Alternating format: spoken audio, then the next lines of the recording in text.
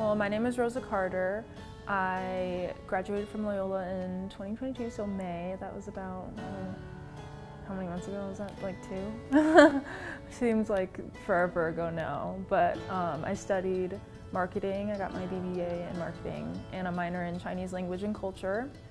I live in a very blended family. My mom and dad both had kids prior to me.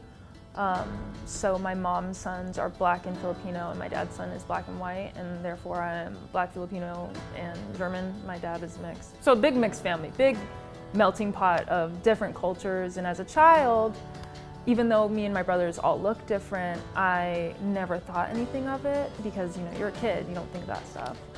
And the elementary school I went to was predominantly Black in a lower income neighborhood. Lots of inner city kids went there. And so, you know, for me, at that point in my life, my association with my culture was very heavily based on the Black community in Seattle. That's the family I hung around, the friends I had. So switching over to a higher price tuition, Jesuit education, private school, college prep school, to high school was very different. A lot of identity shock within myself, understanding who I was and what my cultures meant to me because the people around me were predominantly white. And to realize that people perceived me a certain way made me question about who I was, because I felt I was a perfect blend between all the cultures that I was raised around. But then to have people look at me and identify me as one was really interesting because that was something I never experienced before, because all the people I was raised with knew exactly who my parents were, who my brothers were. And so it was a culture shock. I'm from Seattle originally, and so I chose to come all the way out to Chicago to get my education here at Loyola. And I went to a Jesuit high school, which is how I found out about Loyola. But you know, not only was I a first-generation college student, I was a student coming from halfway across the country who didn't have friends here, didn't have family here. And if there was not ACE, I think I would have been so lost, and lost not only motivation to keep going, but just lost in general, confused, because as much as you can seek that out yourself, it is so intimidating going from high school to such a big institution like university that I just don't think I would have made it. I don't think I would have. I personally think that going into college or university as a first-gen student is harder than those who do have family members that have gone to college and university before, is because we don't have people in our lives that can guide us down the right path. We're the first ones that are making the conscious decision to make this a goal in our life and stick to it.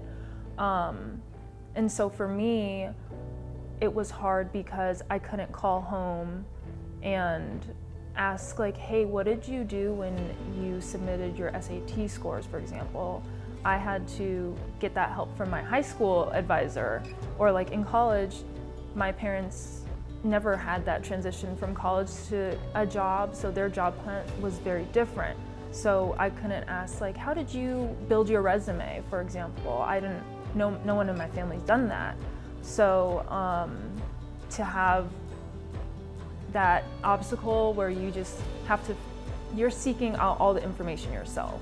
You don't have anyone that has that prior knowledge, so I think that's where it gets really difficult, and sometimes it can be discouraging, but there are resources, you know, like that have helped me and help a lot of people. The community that was built around ACE and TRIO really allowed me to feel a sense of community that supported me through all 4 years and through my graduation. So ACE gave me the tools, but they also really gave me the emotional and empathetic support that I needed with going through another major transition in life. The Career Services Office at Schreiber Center, the most helpful counseling or mentorship I've had throughout my entire Loyola experience.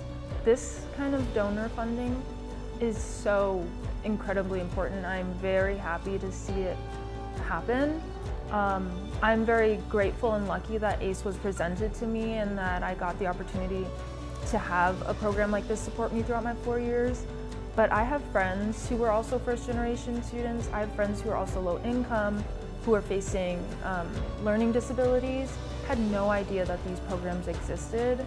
And I became like the middleman for giving them information because I didn't want them to feel stuck.